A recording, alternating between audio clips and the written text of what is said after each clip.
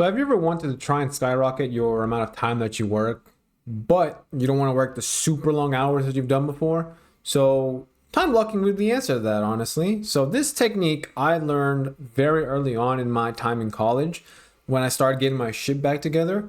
And that was probably the first thing I tried unknowingly that it was time blocking, where I kind of set times for stuff that I would do. So for example, I would set like after class, like 12 to 1 p.m.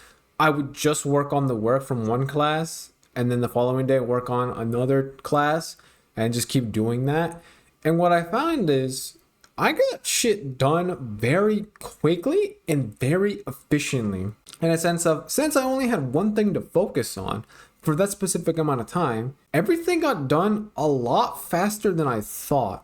So I kind of wanted to share this very basic idea of time blocking and kind of give a general overview of what it is, because I feel like I talk about it a lot, but I haven't dedicated a whole video to just talking about time blocking. So hello everyone, my name is Jonathan Aquino and I help teach the next generation. So time blocking is so beautiful because it's so simple to understand and so simple to do. This is probably one of the more basic things a time management individual would want to try. So to even get started with it, you need to figure out what you want to do. So you need to identify the tasks that you do on a daily basis.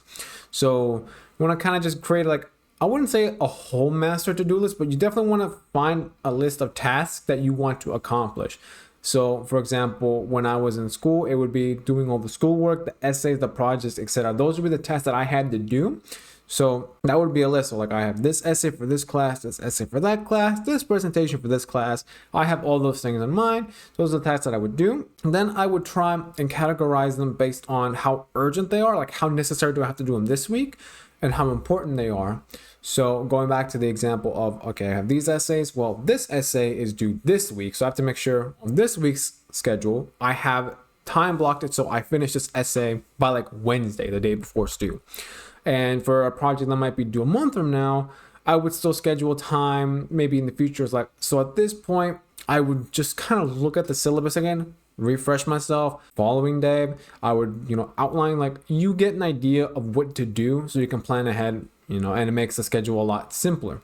Following this, you would allocate the time blocks. And what I mean by time blocks is you set a specific amount of time that you want to set for your tasks and you put them on the calendar. That's it. It's literally it.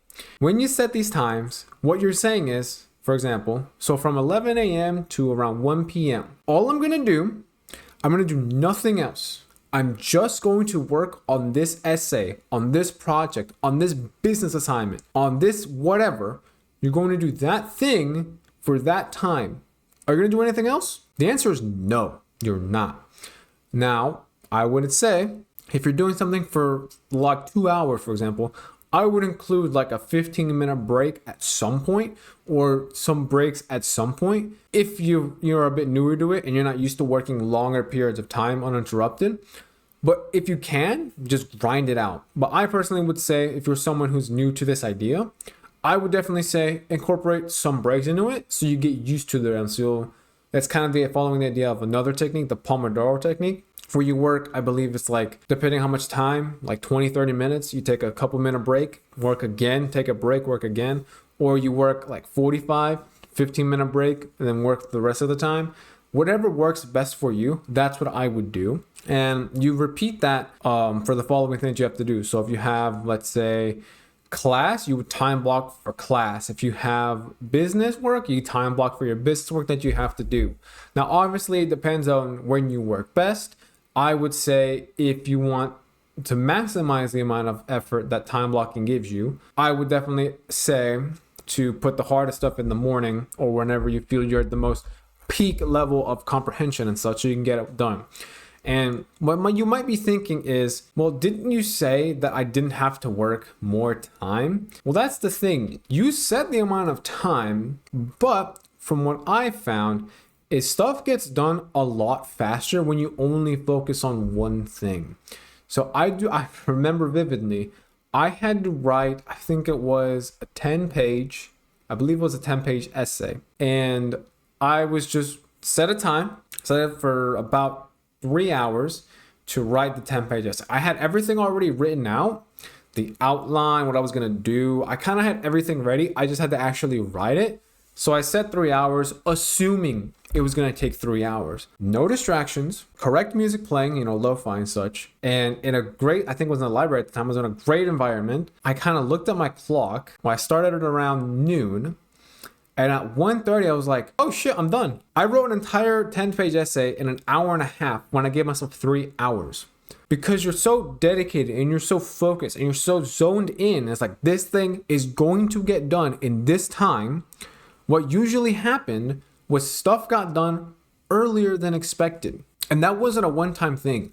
There were times where I would write projects or assignments or essays. It would get done so much, like in half the time. So I would find myself with like, oh, well, it's like 3 o'clock and I've kind of done everything I was supposed to today. So I had 2 options. I could go and be social with friends because I found an opportunity, or I could get work that was supposed to be done for tomorrow or the day after. I would get it done that day. So when you time block, what will usually happen is one of 2 things. Either you get really, really far ahead in your work, which gives future you even less to do. Because if you get 3 hours worth of your essay done, and it's like, well, if I spent an hour, I could probably get it done. So I could probably change that time block to an hour. And it's like, oh, hey, I have enough time to go hang out with people. Or, oh, hey, I can do this thing I haven't done in a while. Where the other option is you get it done so fast and so efficiently. It's like, I just cleared up an entire day and I have to figure out what to do for the rest of the day. So when you set these time blocks, I want you to try and stay committed as best as possible. Because if you do it correctly, where you stick to the plan and you have nothing else distracting you from your work, from your schoolwork, from whatever you're planning to do, if nothing's distracting you, man, it is so liberating to just go, I'm already done. Well, shit, what do I do now? I didn't expect to be finished this fast. I still got like an hour before I'm supposed to do the next thing. It's such a great feeling, and time blocking genuinely does that. Because you have to minimize distractions. Work in a quiet environment. Put your phone away. Mute notifications. There's a lot of different things that you can do. Like what I did was I used a tool called Freedom, where it blocks out all of the distractions and stuff that you set. So YouTube, Instagram, TikTok, Twitter, etc. It all gets blocked off on your phone, on your laptop, or on computer. So you can't access it for a specific amount of time. What you could also do is put your phone in another room. Your phone to your bed, for example, just put it away so you don't see it, turn off notifications, and just work. The more that you minimize distractions, the more effective time blocking gets. If you're hearing your phone constantly going off, you're hearing music from your family upstairs, you're hearing so many different noises, it's not as effective. You could still get work done, but it's not going to be as much work as you think. So if you can really find an environment where you work your best with no distractions, that's the ultimate level of time. That is like peak time blocking mastery right there. That is the best you can get, because I guarantee you're going to like 4 times use your time efficiently. My goodness. When you get that like perfect alignment, there's no better feeling, genuinely. As you're doing this over time and you stick to it, you want to make sure you regularly evaluate and create adjustments based on what's working and what isn't. So I know when I first started, I tried to work at home, but it wasn't really working because I was doing work in a very like tightly cramped room, and there was constant music going on. My family was pretty loud, and it was just pretty hard to do work in an environment that didn't really benefit. So when I started doing work in the school library, stuff was getting done. Stuff was getting done very fast and very efficiently. Then I incorporated music, because personally, music really helps me focus, like lo-fi and such. If music doesn't benefit you, then don't put music at all. It just depends on person to person. But when I had music playing in the library where everyone else was just working and not really talking, I was getting stuff done. I found that environment that really helped. And now that I live in a new place, this room that I have is downstairs and my family's upstairs, and I don't really hear them because they're out, running their business. So I can freely do recording. I can freely do any work without being interrupted for an extended period of time.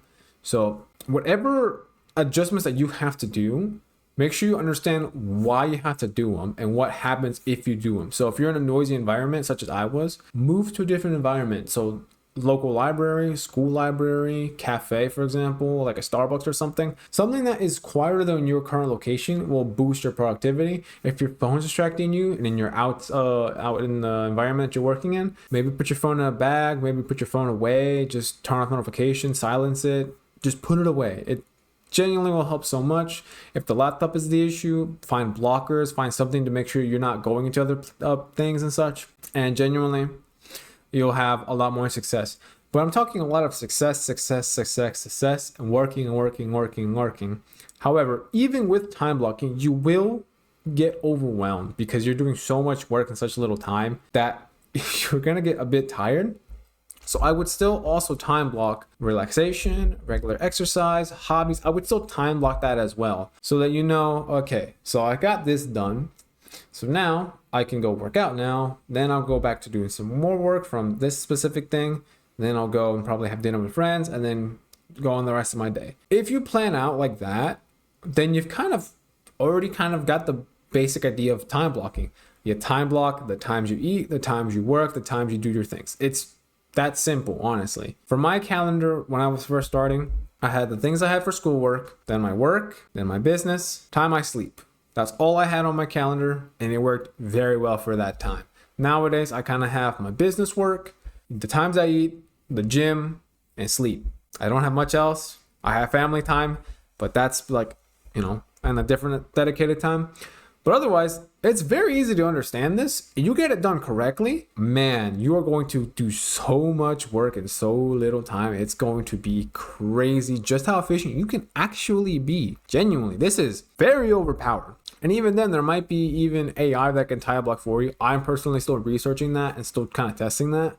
So if I find a good one, I'll definitely let you guys know in a future video. But right now, like just time blocking in general, with just the rudimentary, calendar, Google Calendar, and just doing a to-do list, dude, easy. So good, so worth it. 100% recommend. If you personally want help with time blocking or you want better time control over your time, there's a link down below for my coaching package where genuinely you and I'm going to do whatever I can to make sure you get to an elite level of time management. Because once you get to an elite level of time management overall, it is the best feeling ever because you feel like you can do whatever you want, whenever you want, whenever you want. It's so good, so freeing. So I definitely want to make sure everyone gets to that level. So if you want to get that level, check out the coaching package down below.